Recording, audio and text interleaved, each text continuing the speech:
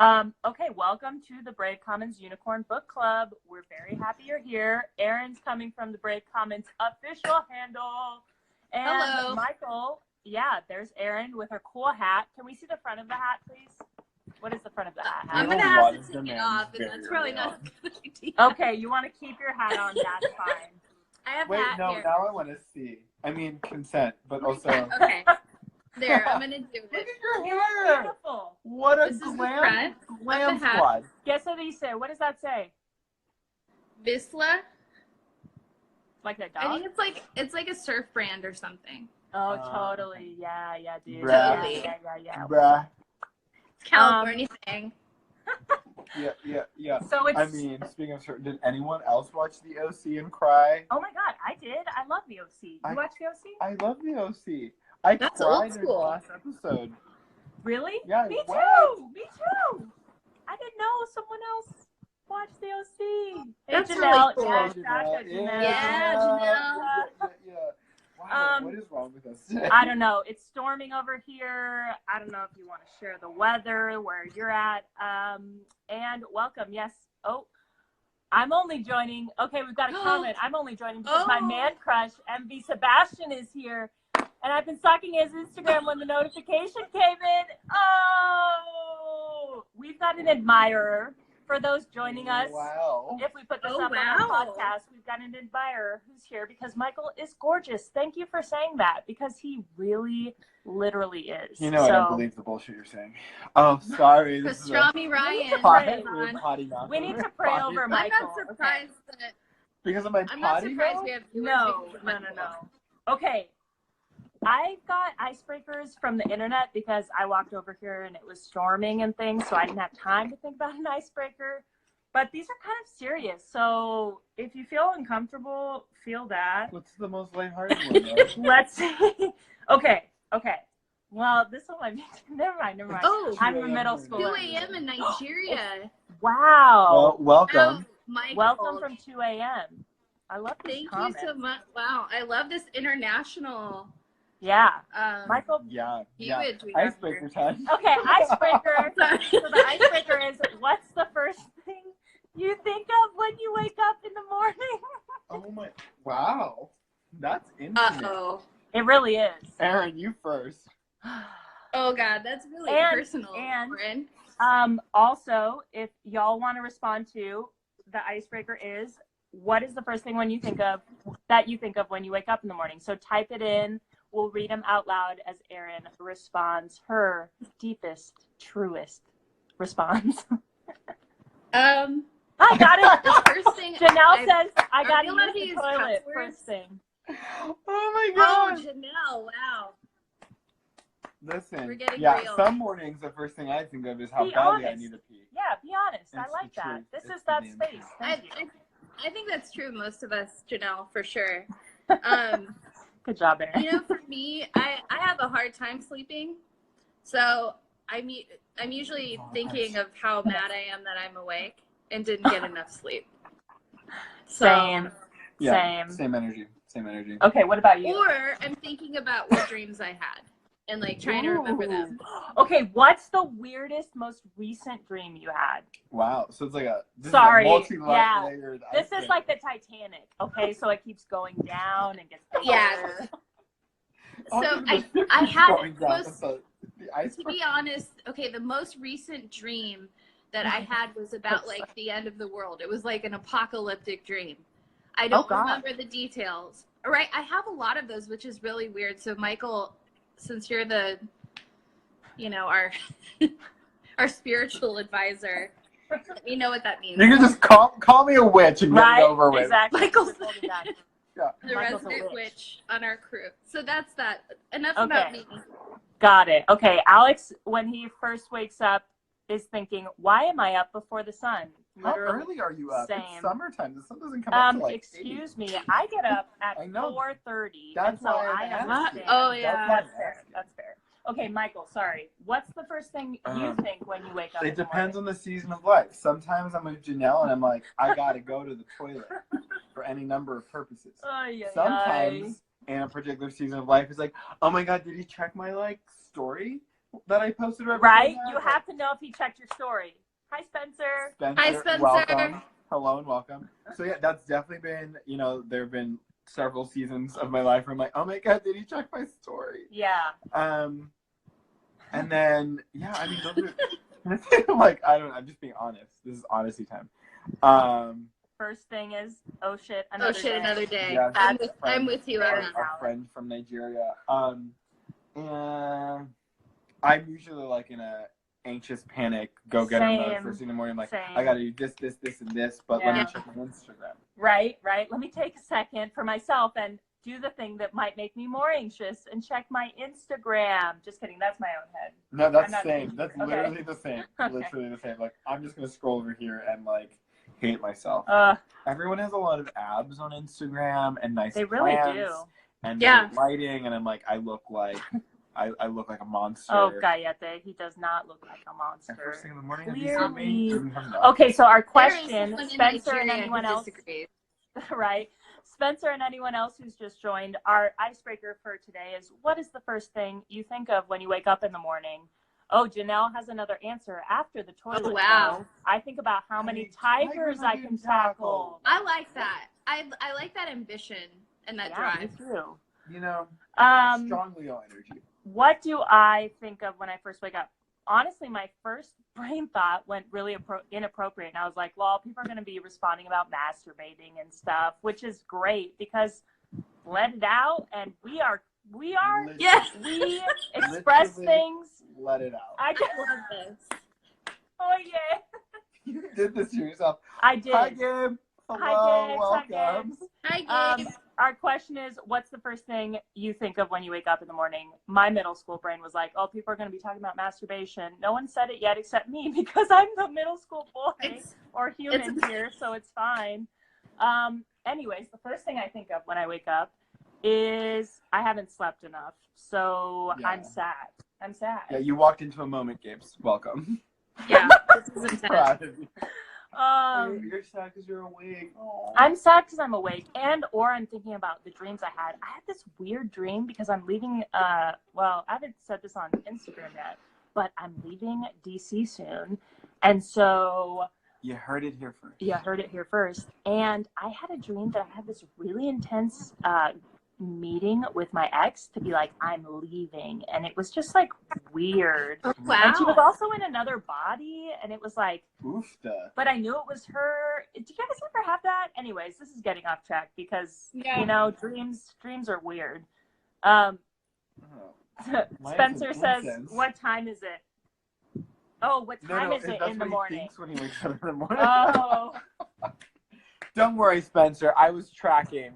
I got you, Spencer. Thank you. Even before you sent the clarification. So blessings on all your answers and ours, including masturbation, which is not a fucking dirty word. I never talked about that until I was like in my mid-20s. I was like, we shouldn't talk about masturbation because no one should do it. It's evil for your body, but it's not. Yeah. Anyways. It's not. It's healthy for your body. Positive. It's healthy. It's delightful. It is healthy and delightful. we might actually make a come around back to that conversation. Some sex ed with Brave Commons. We'll see how it flows. Oh, not today. I'm not ready for that conversation. I don't know. Oh yeah, I'm not ready. We should do a sex episode. Oh, we should. We should. should. Let's do Song of Songs. Let's do some Song of Songs and get Anyways, yeah, I was taking my shirt off. Pero I'll hold back. Good. Okay, I'll hold back. And we'll get started now. With our book club. On that note. Book club is fun too, everybody. Is Karen on or come and leave? Hello, Karen. Dennis Karen. She's my old roommate. No, she came and left. Se fue. I think people open it because they think it's a story, but it's fine. They think it's Michael. Karen's my homie from back in Salt Lake. Aww. But all right. So today, back in El Libro, this bridge called my back. And we're going to be, if you have a copy of the book, we're on page 53 today. If you don't, I'm going to be reading, so you can join along. What's the name of this one? Call KK. It's backwards on the video. I'm sorry. I'm trying to make you all feel a part of things. Okay, se llama, what's the title? El es. I walk in the history of my people. Is this Sábado Gigante? It really is. I'm doing Don Francisco. Okay. I walk in the history of my people by Chrystos. Yes. So. Page 53. Page 53. And it reads, there are women locked in my joints for refusing to speak to the police. My red blood full of those arrested in flight shot. My tendons, stretched, brittle with anger, do not look like the white roots of peace. In my marrow are hungry faces who live on land the whites don't want. In my marrow, women who walk 5 miles every day for water. In my marrow, the swollen faces of my people who are not allowed to hunt, to move, to be. In the scars on my knee, you can see children torn from their families, bludgeoned into government schools. You can see through the pins in my bones that we are prisoners of a long war. We are prisoners of a long war. My knee is so badly wounded, no one will look at it. The pus of the past oozes from every pore. The infection has gone on for at least 300 years. My sacred beliefs have been made pencils, names of cities, gas stations. My knee is wounded so badly that I limp constantly. Anger is my crutch. I hold myself upright with it. My knee is wounded. See how I am still walking. Whew.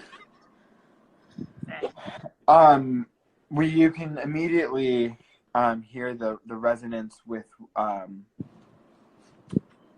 the battle at Wounded Knee, the echoes back to war and genocide and the colonization of indigenous people in the Americas, or in the lands now called the Americas.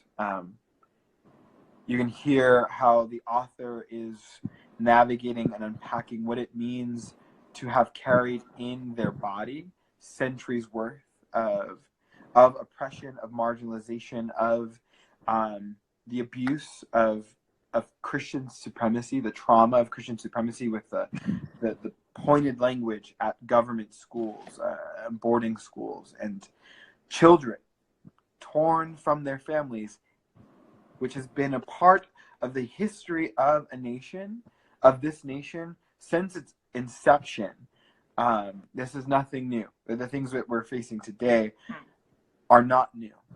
And so the question, the initial question I bring tonight for us is, as our author Chrystos speaks about carrying the woundedness, the pain, the story in their body, in the scars of their knee, in the marrow, their bones, and their tendons, and their blood, in their sacred beliefs, and yet they are still walking. How do we still carry the story of our ancestors into our lives, breathing into our lives today, particularly, specifically, in the breaking of curses? Because I know, and I'll clarify and I'll circle back around to the question, I know that we often talk about the ways in which we carry oppression and marginalization and trauma in our DNA. Those are conversations that are had often, and we can have it here too. I don't want to skip past that important question, that important conversation. I just know that it's often had. I want to talk about breaking curses. So we carry the curse that was inflicted on us. How are we, individually and collectively, breaking the curse that we've inherited? Dang. Take it away, Tam. Erin, is it okay if I start? Oh yeah, please. I just have a thought from earlier today. I was researching like the history of Cuba. I'll be going to Cuba soon, and I'm just very curious about my ancestor's story and like the story of myself as a body inhabiting that my mother is brown and my dad is white, and that Cuba went through its own indigenous colonization and brutality and murder of the indigenous people on the island, and that the mark of that is still very relevant and real there. And so I was just researching today kind of more of the history of Cuba and how my family story may or may not play into these things, how it does. And yeah, I was reading about the Taino the Taino indigenous people in Cuba. And sorry. Oh my God, where did I do? Keep going. I know, but I'm distracted. Sorry, fix it. Are y'all okay? We're great. We got it. The screen went funny. But yeah, I was reading about the indigenous folks in Cuba and how the Spaniards' colonization of the island completely wiped out this people, and how though my family, my parents immigrated to this country, to the United States, we have the same history, the same whiteness, which I carry clearly in a body that presents as white in all spaces.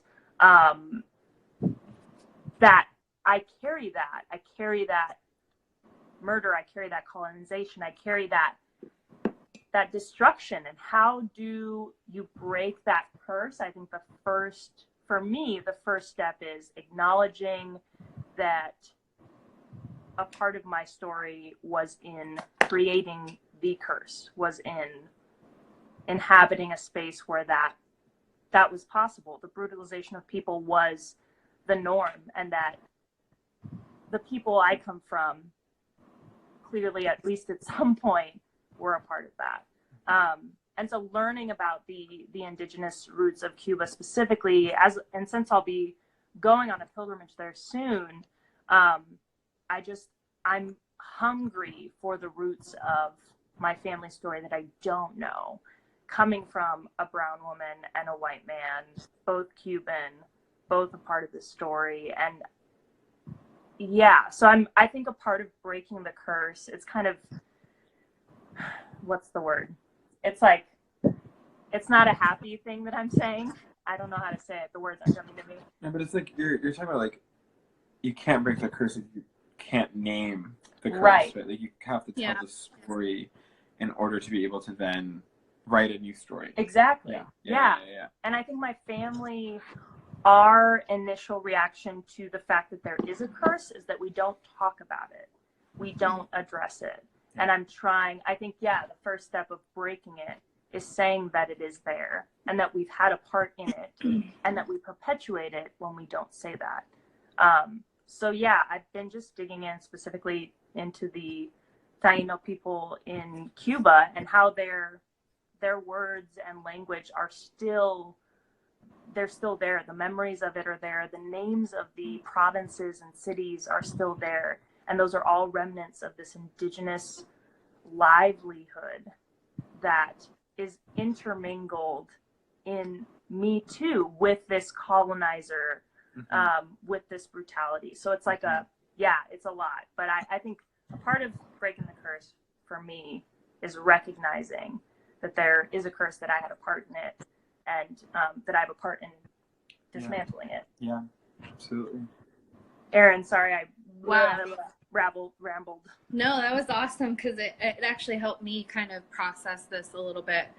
I think I have like two main responses, like definitely as a very, very, very white passing person, reading this and recognizing, like, sort of having the scales lifted up off of my white privilege eyes, right? Like that the history and the reality of these folks is that their identity has been stolen from them. Their land has been stolen, and it's been watered down and diluted and Americanized into this, like, in a cheap, really, like, degrading way. So I, like you said, Lauren, recognizing that and fully embracing the truth and the reality of what's happened to these folks, because I think, like the author is saying, it's not just the truth, but it lives inside of my body. and the generations that will come after me and the generations who preceded me. This is who we are, you know? Right. Yeah. So I really liked what you said about recognizing it, calling it for what it is, and then breaking it by acknowledging, like for myself, it's acknowledging my privilege and how I use that, how I've abused it, and how I can stop doing that. Totally. Yeah. What about you, Michael? The other part too is similar to Lauren, like with my Mexican heritage that was erased from my family because of the fear of racism and the fear of discrimination. Totally. I really in my heart, like, I'm drawn to knowing more about my family, which I don't know very much. My grandfather, who immigrated from Mexico, committed suicide when my mom was 5, and they had 6 children. So my grandmother raised 6 children on her own in the projects in Los Angeles. And it's a huge, meaningful part of my life that I never got to know my grandfather. I never got to know the Mexican side of my family. And it hurts, you know? So I kind of want those pieces back. And I don't really know how to do that. But it's cool that I get to say that part has been erased from my life. And somehow, some way, I want to take it back. You know? Amen. Yeah. What about you, Michael? Yeah, I think the thought that just came to mind, like, 'cause I love everything you're saying. Like, I mean, truly, like, I'll back up. I have a lot of thoughts, actually. I think there's something powerful that we read in Scripture about the significance of being able to name something, right? Like, totally. The power of names, right? Like, how the naming of the divine grants access to divine, how the naming of demons grants power over the demonic, and how there is the spiritual to be the witchy one here. There is a spiritual component of being able to name the forces and the powers that are, like, at work in our lives, and that means the curse, right? Like, so, like, what y'all are saying is, like, naming the story, remembering the story that was erased, right? Like, we can't change the story, we can't write a new story, we can't break literal curses if we don't know how to name them. Right. And we don't need, like, some special woo-woo power, right? Like some good old Marianne Williamson, like, crystals to, like, I love her. If you need a crystal, we have them.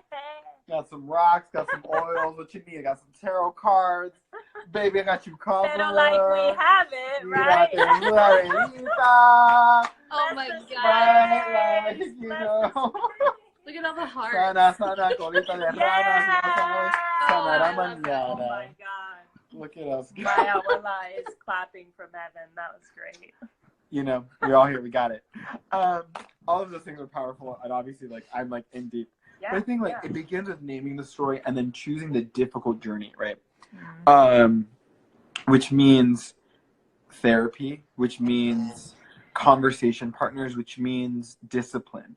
And I feel really strongly about how dangerous this is, like, to mention, but I feel like what I've noticed is an unwillingness, right? Like, because we're so tired,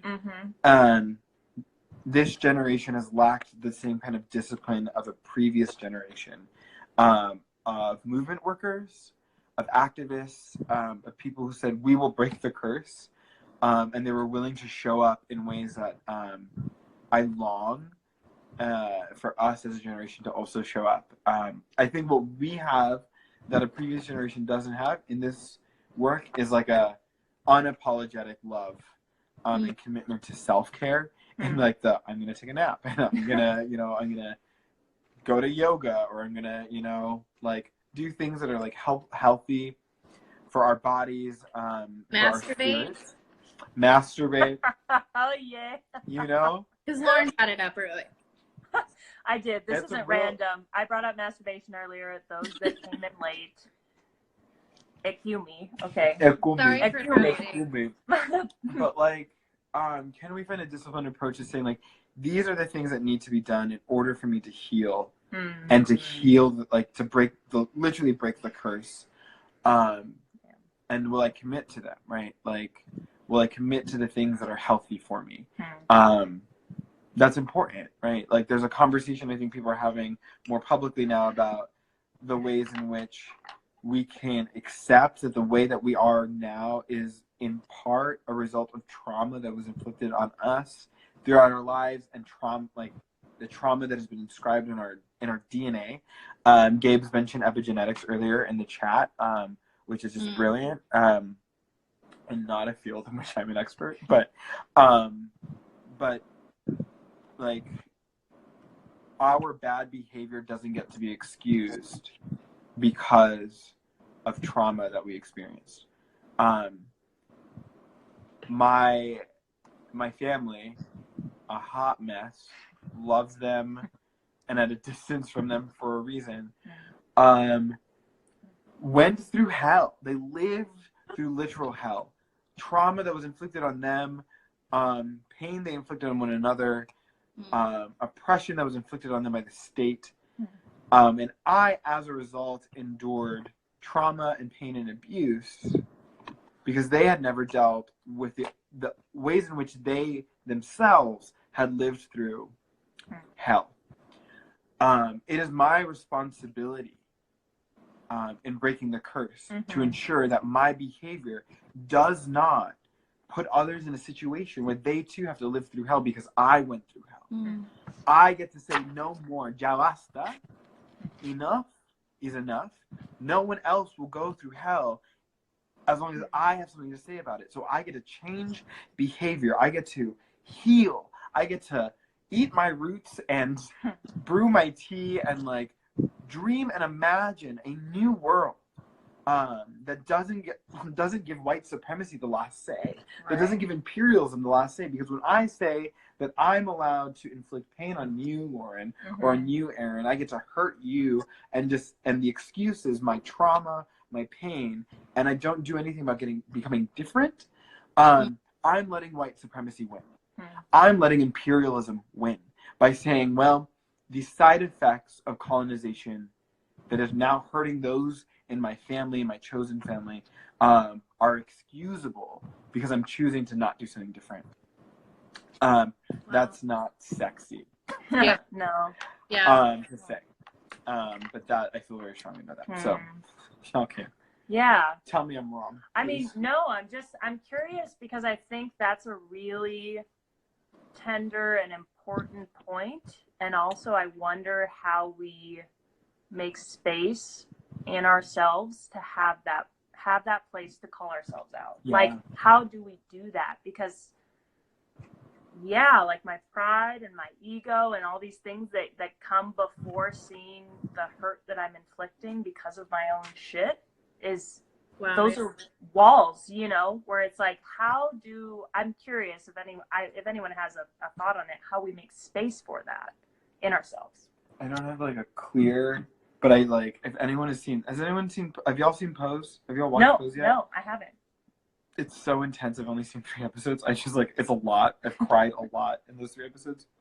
But there's a scene in I want to say the 2nd episode. I think I've seen 4. But there's a scene early on where you have a trans woman of color talking to a young queer boy that she's brought into her home to care for. And she's like, I will not accept this behavior from you. You're not living on the streets. As long as you're in my house, you will live this way. And I will mother you and I will nurture you. And it's like, there was a recreating, right, of, yes, we've lived through hell. And this is taking place in the 80s, right? So that is a nightmarish time for the queer community, especially queer folks of color. Yeah. And trans folk of color especially. And they are saying unequivocally, no, what we, in this house, this is very that's for me and my household. We're gonna write a new story. We're gonna do something different that's not been done before. We're going to break the curse. And part of breaking the curse says we're choosing to be responsible for our healing. So I don't know if that's super clear, but I just remember that scene from Pose being pretty impactful. I'm she sounds very domineering, but what she's doing is saying, no, we're breaking the cycle and we're doing something different. Yeah. I like that. I like that there's, or at least for me, I know that there's an onus that I have to, I can't just like blame erasure or the church or, whatever, which is a lot of the times what my default response ends up being, like, from the pain that's happened to me. And a large part why I started like drinking and abusing alcohol and stuff like that. But it really does come down to what Michael said. Like there is an ownership that we have over our own selves, to love ourselves. And that's really hard to do, I mean, that's kind of deviating a little bit. I feel like that's one of the most difficult things to do when it's been like hardwired into us to hate ourselves. It's really hard to give ourselves the space, like you were talking about, Lauren. Exactly. Yeah. Like, how do we give ourselves the space to fully be brought into the home of our own body, of our own mind, of our own spirit, and be like, you are home. And also, when you act like that, that's not going to fly. It's not okay. Yeah. You cannot do that. What's the balance of keeping our ego and our pride in a place of being like, that behavior isn't it? You're welcome here. You are home. And you do better now. You do better. Because we're making this a home, and that doesn't happen in this home. Yeah. Like, I don't. Yeah, and like self-care is saying like, no, I don't have to live this way anymore, right? Like I don't have to behave this way anymore, and that's good for me and others. My relationships become healthier when I identify when I can identify the behaviors I need to change, and I begin to change them. My personal life is healthier, right? Yeah. The people around me are more pleased, and we become, my friend Diana talks about like becoming good ancestors, like, and I just like, it makes me teary-eyed. I'm like, I want to be a good ancestor, right? Like, not every ancestor is good. Like, let's just name it. Like, not every one of them. I'm like, my granddaddy ain't getting no phone call from this side of life. Listen, we'll have a good sit down when I get there. I'm like, oh yeah, pero que te pasa? Right. Like, listen, I have a lot of words for that, man. But I want to be someone that's in this life and in the next is reliable and dependable. I want to be a good elder. Yeah. When I'm old, I want to be a good mentor. I want to be a good ancestor. Yeah. And that work of being a good ancestor begins now when we say like, no, enough is enough, right? Like, and we can beautifully commit to our own healing in a way that is pleasing, like where we are pleased with ourselves and one another, right? Like, and kind of what you're saying, like, I think there's a capacity to hold space for one another, right? Like where it's like, I love you, Lauren, and this is not okay, or you telling me like, Michael, I love you, but like, no, we don't live like this anymore. And eventually we put boundaries up, right? Eventually we're like, my commitment to your healing is in part saying like, I will no longer be subject to toxic behavior. That, like, let's be very clear that like, you don't have to, we are not required to remain in someone's toxicity. But being able to name those things for one another in community. Because that's hard. Yeah. That's like, it shouldn't easy, right? But that's what I loved at the end of the poem. Chrystos talking about, my knee is wounded, see how I am still walking, right? That in spite of everything that we've lived through for centuries, our ancestors have lived through for centuries, the things that we carry in our bodies and our DNA, inscribed in our souls and written in our hearts, there's a capacity to still move forward. There's a capacity to still walk. Even in spite of the fact that the world is set up so that we are not able to keep walking. And that the anger is what holds them up. Is another piece of the poem. That last of the poem is like, my anger. I noticed that too. Gives me the very power I need to break the curse and to continue walking when everything says that we should give up. Yeah. And there's also, I think, a challenge too at the, like, that this whole piece gives us is like, what does it look like we've said, for this robust breaking of a curse, for this robust newness of life? Once something is broken open, right, what new thing can come out of that? What can come through? And we see in the poem how it says, my sacred beliefs have been made pencils, names of cities, gas stations. Like, what does it mean to maybe not, not rewind it because it's happened, but what does it mean to robustly redeem that, for it to become new and full and like, fuck the pencils, like break, like give us the land back, give them the land back. Let's like see what it means to rebuild this fully. And I think that starts by naming what it means to be that robust fullness, aliveness in ourselves. So like challenging ourselves. What does it mean to call myself out? What in the good and the challenging ways, like to say, you're a badass, you're doing great today. Also, what you said to that person, no, that's not like none of that, So like starting that rebuilding or that tearing down in ourselves so that new land can be opened for this. I just robust feels like the right word, like this robustness of life. Yeah. I really like that. The new land. Yeah. That's very cool. Yeah. It's like redemptive and restoring. And I also love how the author doesn't demonize anger. And that happens so much in circles. It's like, you can't get angry. But the more I read, especially authors of color and from queer authors too, is like anger, like Audre Lorde says, is an energy. It just has to be channeled in the right ways, and it has to be channeled in the right places. But it's a kind of energy that we can actually utilize to change things. But understanding how to sort of like wield that anger is, I guess, the mystery, right? Or what we're learning how to do, because it's still there for sure. Right. Totally. And I'm wondering, is there a way to turn the anger inward into like, these are the curses that I'm carrying, right? Like, and identifying them and channeling the anger towards breaking the curses. Right? That's great too. Right. Yeah. Because James Cone talks about like your liberation begins in your own home. It begins in your own household.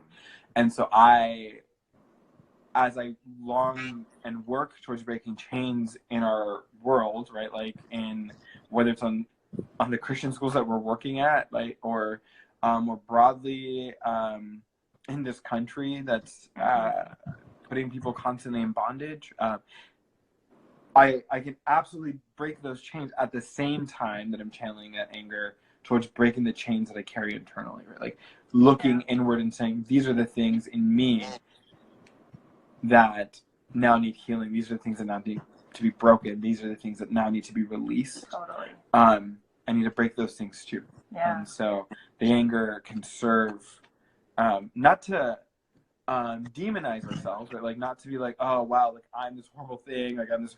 That is not it, right?